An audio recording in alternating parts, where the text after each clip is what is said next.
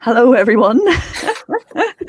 As I reach for my microphone to try and sort ourselves here, we had tech issues right up to the very start of this. So just a moment or two to settle in. Hi, Dalma. Hi, Orna. Hello to everyone who has come to join us here this evening from all over the place. I'm Orna Ross, Director of the Alliance of Independent Authors, known as ALLi to our friends, because we are your self-publishing ally with an I. And it's the Alliance of Independent Authors that runs these weekly podcasts offering advice to indie authors on various aspects of self-publishing. And this today is our self-publishing poetry podcast, which is very dear to both my heart because I write poetry, and Dalma's because she reads and loves poetry and secretly might be writing some too. So we have, it's a new podcast for ALLi, and last time out we spoke about the simplest form of poetry book publishing, putting together a chapbook, and hopefully guided some of you into just how easy that is these days with all the great tools that are available to us. But of course, there's no point in making a book, a chapbook, or a collection, or a selected poetry, or a themed poetry book, or any kind of book, if you don't get it out to readers. The indie authors that we work with, many of them want to make a living from their writing, and what is amazing at the moment is that poetry is really enjoying a renaissance and sales have become very possible for poets. So that's what we're going to be focusing on this evening, and probably in our next session next month also. So today focusing in on marketing, and next time focusing in on promotion. So before I kind of explain the difference between those two and we get stuck into giving you our best advice and what we've seen working for the members of ALLi, and of course Dalma works for PublishDrive. Can you kind of talk to us a little bit, Dalma, about your month, how things are going for you, what's happening in PublishDrive, Sure. any poetry related going on in your life? Yeah, sure. Of course. Hi, everyone. I'm Dalma Szentpály from PublishDrive, which is a digital distributor platform. And so how my month's been. I attended Frankfurt Book Fair, which is one of the major trade happenings of the year. And I was not only there as a representative of PublishDrive, but as a reader as well. So during the weekend, I had incredible fun to, explore the different stands, explore the merchandise, and I picked up a pack of tarot cards. And why I'm telling you this is that you just said that I'm secretly writing poetry. So why I picked up a pack of tarot cards is because it's going to help with my poetry writing as well as my short fiction. Because a lot of writers actually use tarot, which is full of archetypal images to add a layer of ancient knowledge, cultural consciousness, powerful images that invoke sort of a mystical background to each and every reader. So I highly encourage you to do the same. If you read for example, William Butler Yeats, or if you read fantasy writers like Cassandra Clare, you're going to encounter some way or another tarot images. So yeah, that's basically what's been appropriate. Yeah, super interesting. I, of course, have a huge interest in W.B. Yeats. One of my novels, a trilogy actually of novels that I'm working on book 2 and 3, and yeah, all of that is in there. That whole collective unconsciousness that's kind of expressed through symbols, and the poetry, of course, does so well, and that's, I think, the unique sort of, before we get into talking about marketing, because this does feed in a little bit, I think the unique value of poetry in our very busy days is that we can incorporate both ancient knowledge and what's happening right now in very short form because of poetry's use of symbol, rhyme and rhythm.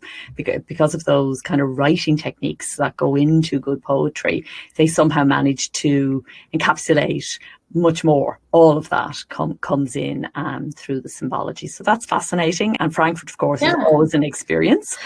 Yes. That wasn't your first Frankfurt.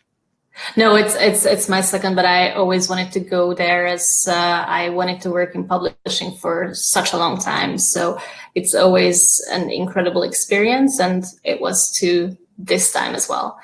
And what was your month like? So what was your October? Well, my big excitement was publishing a poetry book. I published Allowing Now on the 25th of October, my son's birthday.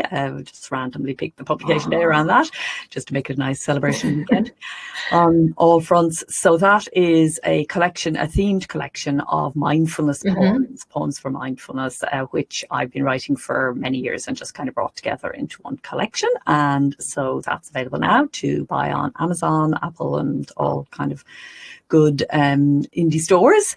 And wow, it's great. And we'll be going up on PublishDrive very shortly, or maybe there already, I'm not sure. So exciting. Let's talk about, because I'm right in the heart of it now, because I've just published a book, I'm right in the heart of thinking about marketing and promotion.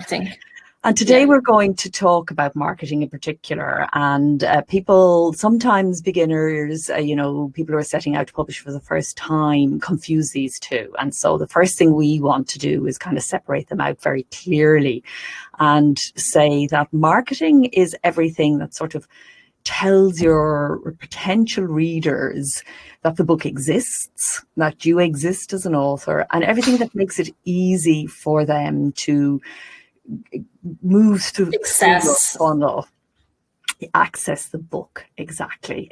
Do you have a specific definition of marketing, or does that kind of align with how you think about it in PublishDrive as well? I would say so. Definitely. It's how you make your book visible to as many readers as possible, basically. Exactly. And then promotion is when you are doing a specific thing around a specific book for a time-based period. So it might be a price promotion, it might be a newsletter promotion. Newsletter, exactly. So promotions are time-based and they're on one title. You may be running a number of promotions simultaneously, but the thing is that it's about one book, whereas marketing is also about you as the author, and it's about your whole oeuvre. It's about how all your books kind of fit together. It's about it's about branding yourself as a writer, what all your books you may write you may write other things besides poetry, but you need to, in your marketing, account for how poetry fits in. So what we want to do today is begin by bringing you through the very general steps that you need to go through when you're setting out to make a marketing plan. So you begin with the high level stuff, and then you work down through drill down into the more detailed kind of activity campaigns, and then into the promotion. But we're going to begin today with the high level stuff, because particularly when it comes to poetry for some people, for a lot of us, comes spontaneously, and so we don't plan. So we often write the thing, put it together, put it out there, but then have no idea how to actually take it to the reader. And so marketing is about, this marketing plan that we're going to offer you is about how you begin to change that way of thinking about your poetry. Yes. So, what is the first thing that you do, Orna, when you start planning out your marketing plan? Yeah, I think what you've got to do is kind of make a summary of where you're at now, because each book as it comes along, you're in a different place. And if you haven't done any marketing before, if you're putting together the marketing plan for the very first time, then you need to, get a number of things kind of down on paper. Having them in your head is one thing. It tends to be fuzzy wuzzy. Putting it down on paper is very good. So take a sheet of paper, call it marketing plan, and number one, kind of summary of where I'm at now. And I recommend for this kind of thing, whenever I'm doing it, and I do it every time I have a new book coming, in whichever genre, I go back to the marketing plan for that category of books. I write poetry, fiction, non-fiction as well.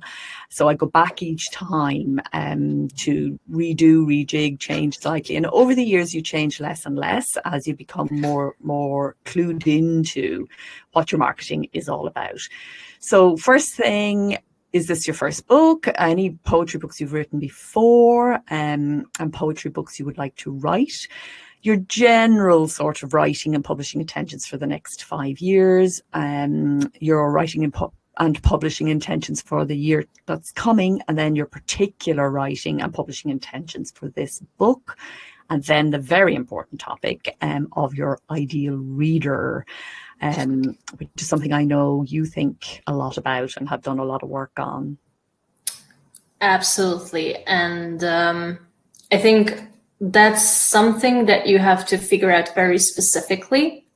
So very generally first, age, gender, what kind of work does she do, or is she a student yet? Where does she live? So very, very particular details, but also connected to how she reads poetry. So is she reading it frequently, or is she reading it, just on the way to work? Is she reading it on her phone or on her Kindle, or prefers to reading it in print? So these are all incredibly important details to have sort of a reader profile. And whenever, even in big publishing companies, this is something very, very important. And of course, not only one type of person is going to read your poetry book. So you have to plan out at least several reading profiles. I would encourage you to do this.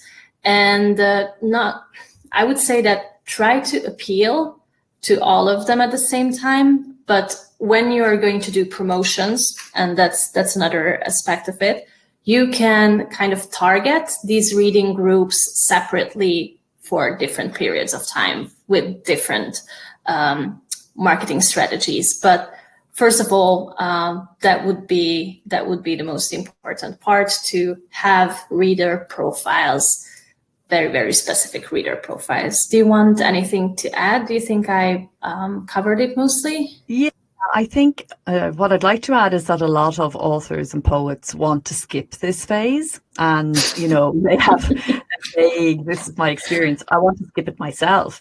It's because you want to get into the nitty gritty. I want to get my book sold. I want to get my book out there. Sure. And we tend to think, oh God, this ideal reader business. I've lots of different kinds of readers. Of what's this going to do? And I want to reiterate that what you said, it's just so important to begin to get get the profile down. What I find best, if you're new to this, is maybe start with one, and knowing that you will add others as time goes along. And I find it useful personally to imagine one person and to think about them as I am describing.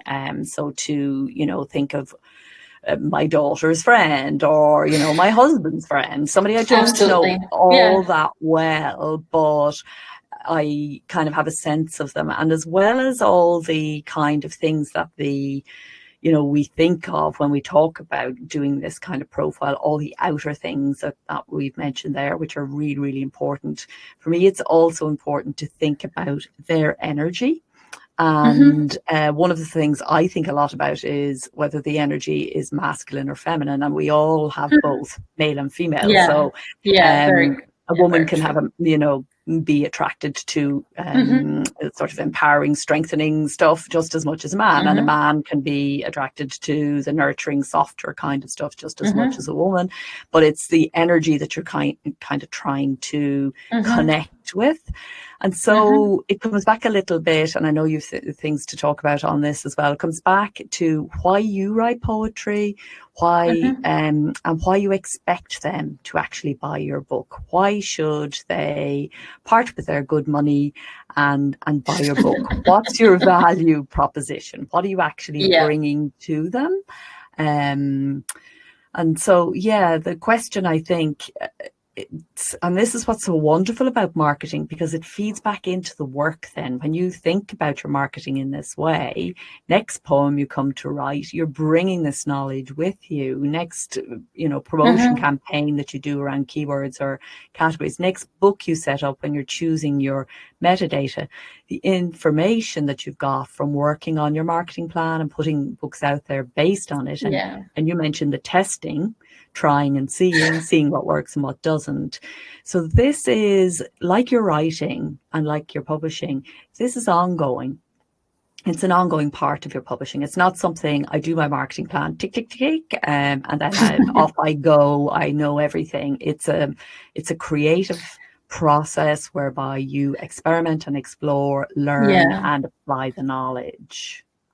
It's very much trial and error most of the time, just trying out what fits you personally, because, there are a lot of different marketing strategies out there. Of course, we are trying to give out sort of a basic knowledge for this. But, for example, if you, as you said before, for you, it works to imagine someone who you kind of have a feel of, your daughter's friend or your husband's friend, or someone who you can connect with. Someone also tries this out as a creative exercise. Imagine your ideal reader up to the point that they are sitting next to their window reading lyrical poetry, this sort of thing. So this very, very detailed part. So absolutely, it's a trial and error. It's testing, it's updating all of the time. So it's not a clear-cut science for sure. And one thing I think that you should do right now as part of this plan, and should go up at the top of your plan, is a 3-sentence biography about you as a poet. As a poet. So you may write other things, but specifically a 3-sentence bio that would appeal to this ideal reader, this person that you're trying to reach. Because the act of writing that out and trying to describe yourself in a way that is appealing to them will give you a sense of, what this particular poetry book, with the value that's at the heart of it. So that's something that definitely needs to go into your plan. Again, it's something that will probably change as you go along, but get 3 good sentences down, really important. And the other thing, of course, it's super important, is the comparable poets. And the tools, the online publishing tools, make this so much easier today. So I would say start just with 3, keep it small. Again, at the beginning, you'll add much more in a while, but just start by identifying 3 poetry books that you feel are similar to this book that you're now putting out. But describe to yourself, in your marketing plan, why your book is different from, and actually what I mean by different from is better than. Why is this title better than these other 3, or filling a need? By better than, I mean filling a need that they don't fill. So every book, even though it will fall into a genre and a category and a niche, even within it's a very small niche, you need to make clear the appeal of this particular book. So I find it useful to use this formula. My poetry book, so the title, helps what kind of reader to what, So think about how you help at them. And entertainment helps, make no mistake. We think of education as kind of being helpful, teaching people how to do things or inspiring people, but actually the world sorely needs entertainment as well. Entertainment, yeah. But whatever it is, you write down the book's unique advantage is that it, and just brainstorm that a bit. What is its unique advantage? What does it actually do? You have lots of thoughts, I think, on comparable poets, don't you? You see the importance of this all the time in PublishDrive. Absolutely. I think it's incredibly important to know what kind of market you are entering into. So that's one of the things that you should know your surroundings as well as you know your own poems. And I would definitely encourage you to try out yasiv.com, which is YASIV.com. It's if you write in a keyword that describes best your poems, it's going to list all the comparable titles that are the best sellers right now on Amazon. So basically, it helps you find those if you don't have anyone in mind. So I think that most poets read poetry, but if you don't exactly know what's out there right now, this is a stepping stone that you can use, for example. So I would encourage you to just play around with it and look around. And yes, I completely agree with what Orna said, that you should have three at least, and you should find how you're better at helping your readers find that particular niche that also maybe these poets are giving the readers. But, you know, just saying that more funny than ... or something like that. It's of course, it's an oversimplification, but something like this. No, that's wonderful. And you know, while we're talking about it, it's naturally going to sound, because we're speaking theoretically and sort of in the abstract. But when you get stuck into Yasif or whichever of these tools that you like, and it becomes fun. It begins to become much more real, and that's what the marketing plan is all about, taking you out of fuzzy sort of generalized feelings and making sure that you are grounded and very connected, not just to your own value and the comparable poets and where you fit, but also, you know, that you become aware of what's going on in poetry at the moment, so that, you know, a lot of us write our poetry and maybe read the poets that we know and love. But in terms of becoming a good poetry, that's fine for your writing and you as a reader. But in terms of becoming a good poetry publisher, which is what we're talking about here, you need to know what's happening now. How poetry books are actually bought and read and sold now, who's popular and why, how they market and promote also. So when you find some of these comparable poets that you go across to their websites, look at how they do things. Don't just stick with the books. Don't just stay on Amazon.com, say. Have a good look around in other countries as well, other territories, how they present themselves there, but also their website, their Instagram, their Twitter, their Facebook. You can learn from all of this things about how you would present yourself. So you'll see things that you love that other people do, and you can borrow those or adapt them to your own needs. You'll see things that you hate and don't want to do, which is fantastic, because a lot of this is about getting very specific about your niche and not being afraid of drilling down into that niche. And you see things that you're a bit kind of, I don't care one way or the other. And again, I would say drop those as well. So there's so much going on out there. The danger these days for marketing is not that, you can't market. It's the absolute opposite. There are 100,000 things you can be doing. That you can do, yeah. You've got to find the one that's right for you. And, not maybe 1, 2 or 3, but first starting off one. You've got to find one way of reaching readers that you absolutely love and that they love, so that you can connect and get the books to them. So in terms of finding that out, if you don't have a clue, the best way is looking at comparable poets and seeing what they are doing.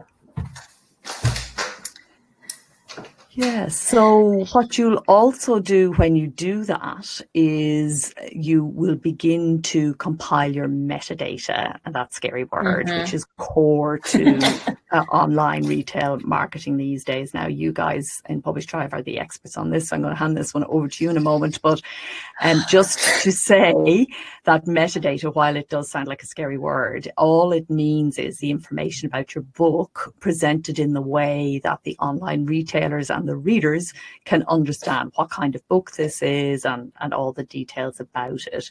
And so you get into things like the category of the book, the keywords of the book, the subcategories, and all of that. And again, just to finish off on the comparable authors, look at the categories they're turning up in on Amazon and look at the keywords that they're using in their marketing on their website, in their book descriptions.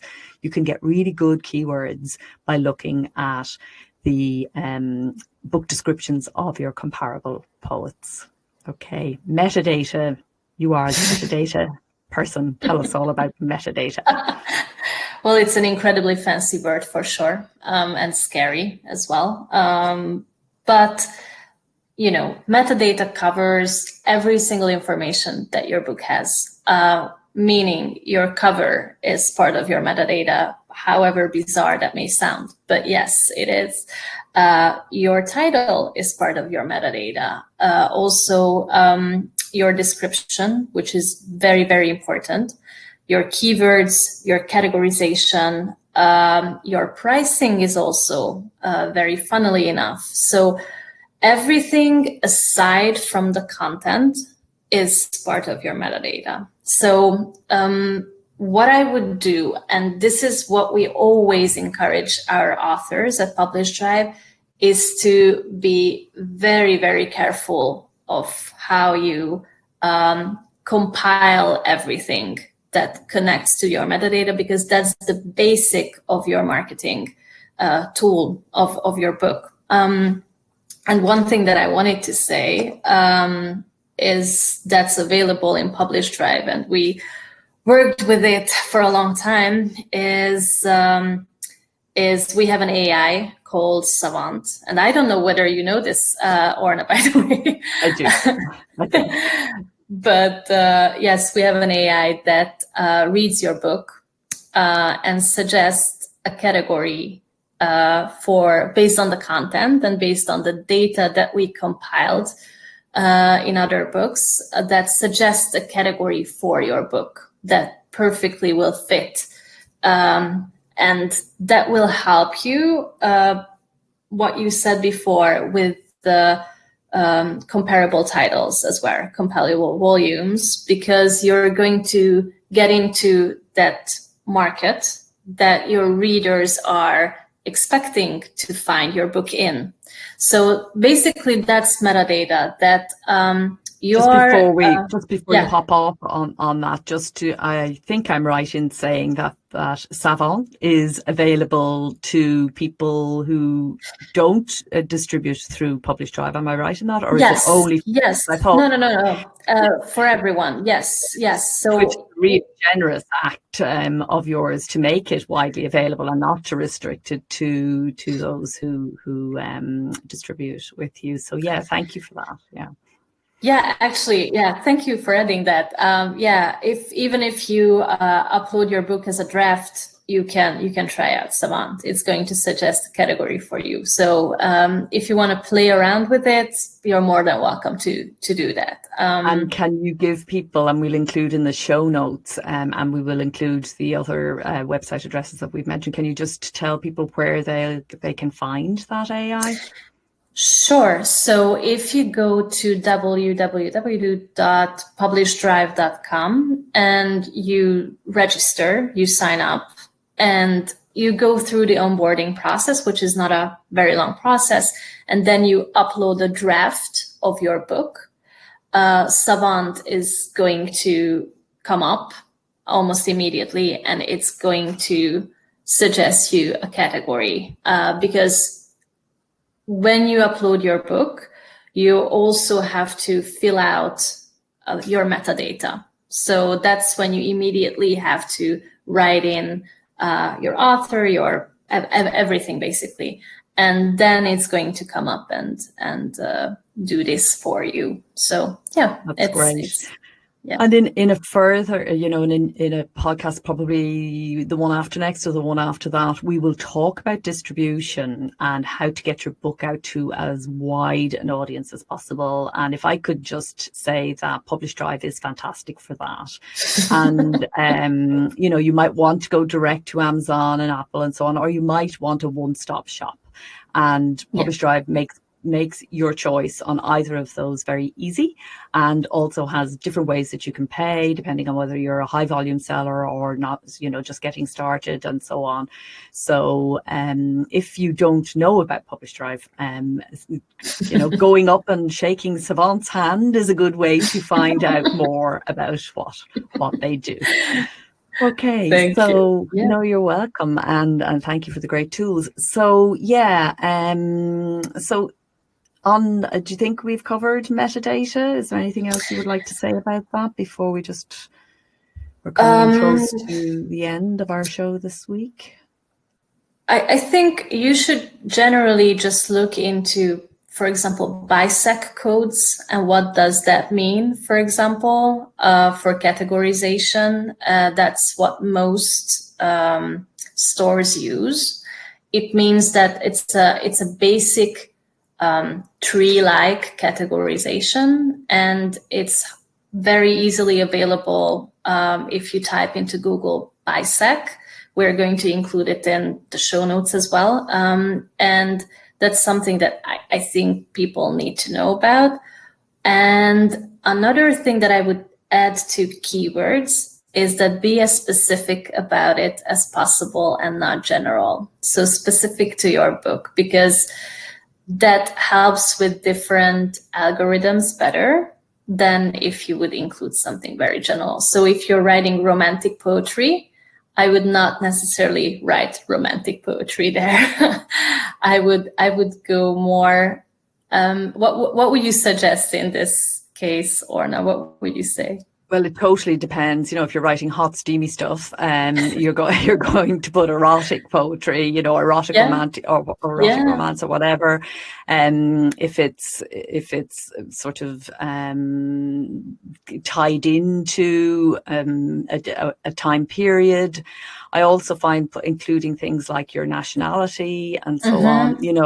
All of these very kind of specific keywords. When you put your book up in the online retailers, you will get a varying sort of offering of the number of keywords you can do. And picking up on what Dalma is saying, sometimes authors think, I pick the broadest category because that's going to reach most people. And that's actually the wrong way to think about it. It's the absolute opposite. You want to narrow down as much as you can.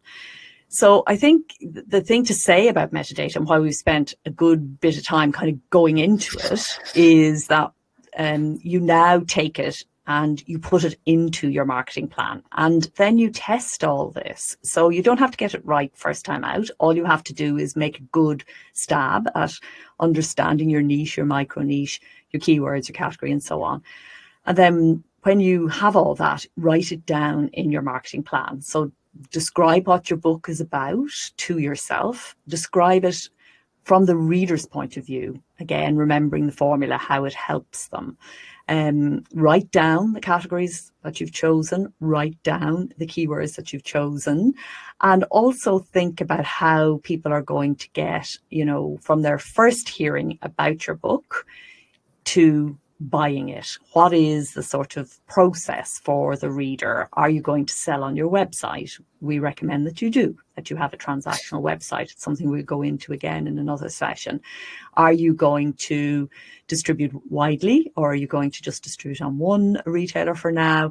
Write all this into your marketing plan so that when it comes round in a few months and you've had some time and experience to see what's happening, you can feed back into your marketing plan what is working. So, thinking about things like, Are you going to set up on social media? If so, where and how often do you intend to post? Reviews, how are you going to get them? Do you want to get them? Are you going to actively go after them? Do you want to be featured on podcasts or in blogs? Are you going to enter for awards or prizes? How many books do you actually want to sell? What's kind of success for you? Thinking about all this and just writing it down. And also, are you going to invest some money in marketing and upfront before you earn anything, or as a percentage as you go along? Write all this down. And again, I would recommend writing a sentence. It may make you uncomfortable, and if it does, all the more reason why you need to write it down. A kind of a summary statement that by such and such a date, I will have sold this number of books and made that amount of money by getting this amount of reviews, entering that number of awards, doing this number of appearances, whatever it is that you intend to do. That's the basis of the action plan and the promotional plan that we'll talk about next time. So, anything to add to that, Dalma? Not to the marketing part, I would say. Okay. So, I think in terms of we're out of time, and I think in terms of generally describing, we did hope to kind of move on a little bit more in this show to talking about actual specific action plans, and that's what we will do in the next show. Yes, one thing that I think we should just mention very quickly is about Indie Poetry Please. Yes, absolutely. Nearly forgot. So important. Yes. So, we have decided to split these two out because, as you can see, we've run out of time. We've gone over time just on the advice, and we still haven't given all the advice we intended to give today. So we are going to run every 2 weeks. So today we have our Ask ALLi advice, and in 2 weeks' time we'll have Indie Poetry Please, where we'll be bringing you an interview with a contemporary poet and featuring poetry from indie poets at all stages of their careers, starting out and experienced people and everything in between.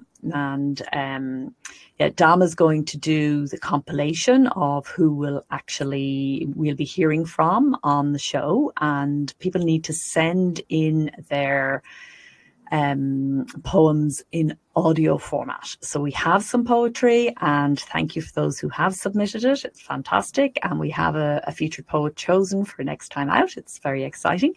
But we have room for more. So we want you to keep on sending in your poetry to us, and you can find out the details of how to do that on ornaross.com/indie-poetry-please. ornaross.com indie-poetry-please. What am I forgetting, Dalma? Always forgetting something, is that it? No, I think it's completely comprehensive, yes. Yes. And do you want to tell us a tiny bit about the poet that will be featured in the next show? Yes. Or do you want to keep it as a surprise? I think it's a bit of a surprise, but I would say that the poets that are going to be featured are early in their career, but they're very, very exciting and incredibly deep, I would say. So I'm very excited about introducing them. So Great. We'll see. Okay, so it'll take a little while for that podcast to find its legs, but we are confident that there's a need for it, and we're looking forward to receiving your poetry. So until then, and until we speak next time, if you've any questions, comments or anything, just do leave it there in the comments.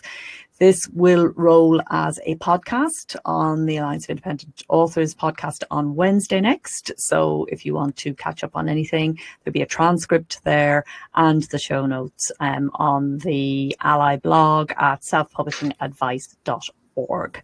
So until then, see you next time, and may your life be full of poetry. Bye-bye. Bye.